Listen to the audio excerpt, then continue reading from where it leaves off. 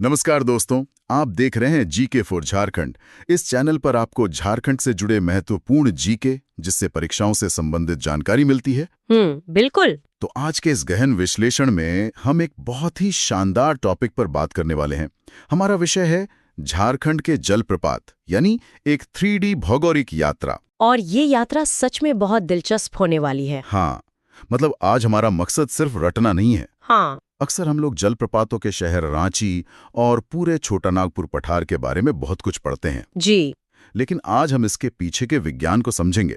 मतलब पानी और पत्थरों की वो लड़ाई जिसने इन झरनों को बनाया है। बिल्कुल सही कहा आपने, क्योंकि जब कोई भी व्यक्ति किसी झरने को देखता है ना, तो उसका ध्यान सिर्फ उस गिरते हुए पानी पर होता है। सुंदरता पर। हाँ, लेकिन उस सुंदरता के पीछे लाखों सालों के ज्योग्राफिकल चेंजेस होते हैं। धरती के अंदर की हलचलें होती हैं, जो जेपीएससी और जेएसएससी जैसे एग्जाम्स के लिए बहुत जरूरी हैं। राइट। तो फिर इसी लॉजिक से शुरू करते हैं। सबसे पहला सवाल जो दिमाग में आता है वो ये है कि झारखंड में ही इतने सारे जलप्रपात क्यों हैं? ये एक बहुत ही कॉमन सवाल है। मतलब आसपास तो इतने सारे मैदानी इलाके हैं, वहां तो ऐसा नहीं दिखता। तो छोटा नागपुर के पठार में ही ऐसा क्या खास है? देखिए, इसे अगर बहुत ही सरल भाषा में समझें तो इसके दो मेन कारण हैं। पहला है तीव्र ढलान। ढलान यानी स्लोप। जी, जिसे भूगोल में एस्कार्पमेंट्स या कगार कहा जाता है। छोटा नागपुर का पठार कोई एकदम फ्लैट मैदान नहीं है, यहाँ ऊंचाई अचानक से बदलती है। अच्छा, मतलब जैसे कोई सीढ़ी उतर रहा हो। एकदम परफेक्ट उदाहरण दिया आपने, सीढ़ी वाला। जब नदी अचानक से इस ढलान पर आती है तो पानी को सीधे नीचे गिरना पड़ता है। और अगर वो सीढ़ी मिट्टी की होती तो टूट जाती। यही हमारा दूसरा कारण है, कठोर चट्टानी सतह, जिसे रिजिड बेडरॉक कहते हैं। मतलब बसाल्ट और ग्रेनाइट वाली चट्टानें। बिल्कुल। ये चट्टानें इतनी मजबूत होती हैं कि पानी के तेज बहाव के बाद भी ये खिसती नहीं है, वो अपनी जगह पर बनी रहती हैं। तो पानी को मजबूरन ऊपर से छलांग लगानी पड़ती है। जी, और इसका सीधा असर हमारे ड्रेनेज सिस्टम यानी अपवाह तंत्र पर पड़ता है। हाँ, ड्रेनेज सिस्टम से मुझे याद आया, एग्जाम के नजरिए से देखें तो नदियां दो तरह की है ना यहाँ। हाँ, बिल्कुल।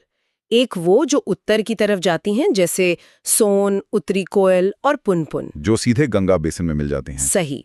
और दूसरी तरफ है दक्षिण या पूर्व की तरफ बहने वाली नदियां, जैसे दामोदर, स्वर्णरेखा और शंख नदी। जी, इनका बहाव इतना तेज होता है कि ये बहुत ही गहरी घाटियों का निर्माण करती हैं। घाटियों से मुझे दो बहुत ही भारी भरकम ज्योग्राफिकल टर्म्स याद आ रहे हैं। एक है लटकती घाटी, मतलब हैंगिंग वैली। हाँ, ये टर्म अक्सर एग्जाम्स में पूछा जाता है। नाम से ही लगता है जैसे कोई घाटी हवा में लटक रही हो।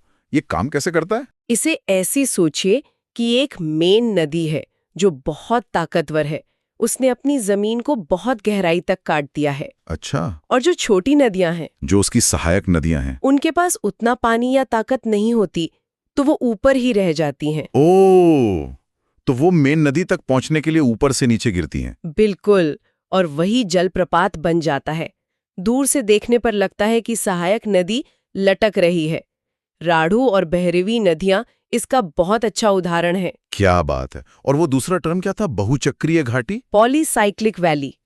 ये टेक्टोनिक हलचलों से जुड़ा है। टेक्टोनिक मतलब धरती के अंदर की प्लेट्स का हिलना। हाँ, पैलियोजीन और नियोजीन काल में जब हलचल हुई तो ये पूरा का पूरा समतल पठार ऊपर की तरफ उठ गया। तो जो नदियां आराम से बह रही थीं, उन्हें फिर से तेज ढलान मिल गया होगा। एकदम सही पकड़ा। और उन्होंने पुरानी घाटियों को फिर से और गहरा काटना शुरू कर दिया। इसी बार बार होने वाले प्रोसेस को बहुचक्रीय कहते हैं। वाह, थ्योरी तो बहुत अच्छे से क्लियर हो गई। अब थोड़े फैक्ट्स की तरफ चलते हैं जो एग्जाम्स में सीधे आते हैं। जी बिल्कुल। सबसे पहले बात करते हैं झारखंड के सबसे ऊंचे जलप्रपात की, लोध जलप्रपात। 143 मीटर की ऊंचाई, यानी करीब 469 फीट। ये लातेहार के महुआ डांड में है और बूढ़ा नदी पर बनता है, जो कि उत्तरी कोयल की सहायक नदी है। हाँ, तो इसकी सिर्फ ऊंचाई ही खास है या कुछ और भी है? नहीं, इसका इकोलॉजिकल महत्व बहुत ज्यादा है। ये पलामू टाइगर रिजर्व और वहां के भेड़िया अभयारण्य की एक तरह से जीवन रेखा है। वो कैसे? जब इतना सारा पानी इतनी ऊंचाई से गिरता है ना, तो उसकी नमी पूरे जंगल में फैल जाती है। गर्मियों में भी ये नमी जानवरों और पेड़ों को बचा कर रखती है। मतलब पूरा इकोसिस्टम इस पर टिका है। बहुत खूब। अब दूसरे नंबर वाले प्रपात पर आते हैं, हुंड्रू जलप्रपात। ये तो रांची से बहुत पास है। करीब 45 किलोमीटर दूर। हाँ, और इसकी ऊंचाई 98 मीटर है, स्वर्ण रेखा नदी पर। हुंड्रू की जो सबसे खास बात है ना, वो है इसका जूलॉजिकल कंट्रास्ट है, तो वो एकदम सफेद झाग बन जाता है। काला पत्थर और सफेद पानी, नजारा तो बहुत शानदार होता होगा। जी, और वो पानी नीचे गिरकर एक बहुत ही शांत समशीतोष्ण कुंड बनाता है। शानदार। अब थोड़ा संस्कृति की तरफ मुड़ते हैं। दशम जलप्रपात के बारे में आपका क्या कहना है? दशम जलप्रपात कांची नदी पर है और इसकी ऊंचाई करीब 44 मीटर है। हाँ, कांची नदी जो स्वर्ण रेखा की सहायक है। अच्छा, इसके नाम के पीछे भी तो एक कहानी है ना? बिल्कुल, इसका नाम मुंडारी शब्द दासोम से आया है। दासोम का मतलब होता है पानी का जमाव। और शायद वहां तक पहुंचने के लिए बहुत सीढ़ियां भी उतरनी पड़ती हैं। हाँ, करीब 300 से ज्यादा सीढ़ियां हैं, लेकिन दशम की सबसे बड़ी खासियत कुछ और है। क्या? जब पानी उस चट्टानी ढलान से नीचे गिरता है, तो वो एक धारा में नहीं गिरता, वो 10 अलग-अलग जलधाराओं में बढ़ जाता है। 10 धाराएं, इसीलिए दशम। क्या गजब की इंजीनियरिंग है प्रकृति की, है ना? और अगर सीढ़ियों की बात करें, तो जोन्हा जलप्रपात में तो और भी ज्यादा सीढ़ियां हैं। अच्छा, जोन्हा जो कि राणू नदी पर है, उसकी ऊंचाई तो 43 मीटर है ना? जी, लेकिन वहां नीचे कुंड तक जाने के लिए 722 सीढ़ियां उतरनी पड़ती हैं। बाप रे, 722 सीढ़ियां। और जोन्हा को एक और नाम से जाना जाता है, गौतम धारा। हाँ, ये मैंने पढ़ा है। मान्यता है कि भगवान बुद्ध ने वहां स्नान किया था और ध्यान लगाया था। बिल्कुल, और भूगोल के नजरिए से देखें तो ये उसी लटकती घाटी का एक परफेक्ट उदाहरण है जिसके बारे में हमने शुरू में बात की थी। हाँ, लटकती घाटी। अब आते हैं एक बहुत ही प्रसिद्ध जगह पर, रजरप्पा जलप्रपात। रामगढ़ जिले में छिन्नमस्तिका मंदिर के ठीक पास। राइट, लेकिन इसकी ऊंचाई तो बहुत कम है ना, शायद सिर्फ 9 मीटर। सिर्फ 30 फीट के करीब है, लेकिन एग्जाम के पॉइंट ऑफ व्यू से ये बहुत बहुत जरूरी है। वो क्यों? क्योंकि ये भैरवी नदी, जिसे भेड़ा नदी भी कहते हैं, और दामोदर नदी का संगम है, और ये इंसाइज्ड मिएंडर का एक एक्सीलेंट उदाहरण है। इंसाइज्ड मिएंडर, थोड़ा आसान भाषा में बताएंगे? मतलब दामोदर नदी वहां सीधे नहीं बहती, वो बहुत घुमावदार रास्तों से गहरी खाई में बहती है, और भैरवी नदी ऊपर से आकर उस खाई में छलांग लगाती है। ओह, तो ये भी उसी बहुचक्रीय घाटी का कमाल है। एकदम सही, ये धरती के पुराने इतिहास का एक जीता जागता म्यूजियम है। चलिए, ये तो हो गए वो झरने जिन्हें सब जानते हैं। अब कुछ हिडन जेम्स यानी छिपे हुए प्रपातों की बात करते हैं, जो अक्सर ऑब्जेक्टिव सवालों में फंसा देते हैं। थोड़ा रैपिड फायर करते हैं। पंचघाघ। पंचघाघ खूंटी में है, बनई नदी पर। ये 5 धाराओं में बंटता है और फैमिली के लिए बहुत सुरक्षित माना जाता है। अच्छा, और हिरणी जलप्रपात, नाम बड़ा दिलचस्प है। ये पश्चिमी सिंहभूम में है, रामगराहा नदी पर। 37 मीटर ऊंचा है और ये घने सारांडा वन के बीच है, जहां बहुत सारे हिरन पाए जाते हैं। इसीलिए नाम हिरणी पड़ गया। बहुत बढ़िया। गिरिडीह में भी तो एक है, उसरी जलप्रपात। जी, पारसनाथ की पहाड़ियों के पास उसरी नदी पर है और ये करीब 40 फीट ऊंचा है। इसमें पानी 3 अलग-अलग सीढ़ियों में गिरता है। और भटिंडा जलप्रपात? ये धनबाद के मुनिडी में है, कतरी नदी पर।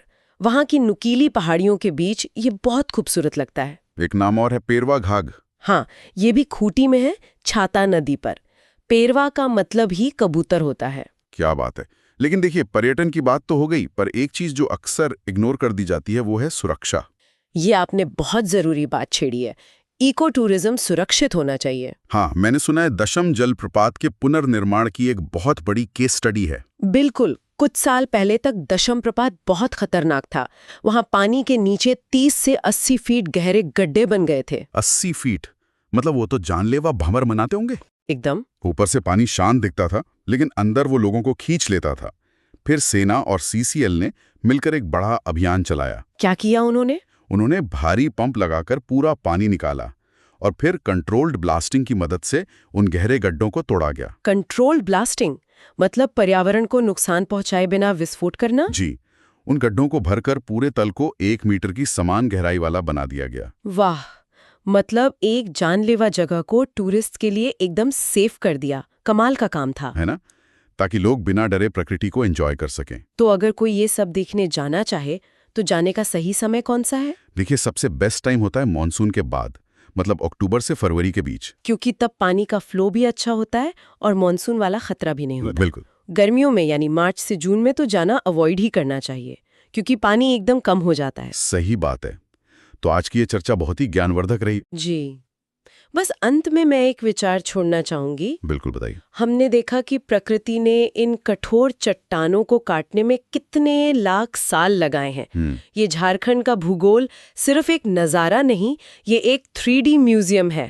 लेकिन आज जिस तरह से जलवायु बदल रही है, डैम बन रहे हैं, तो एक सवाल उठता है कि क्या अगली सदी में ये झरने ऐसे ही बहते रहेंगे? ये तो सच में सोचने वाली बात है। उस पानी की एक एक बूंद की मेहनत हमें बचानी होगी। बिल्कुल।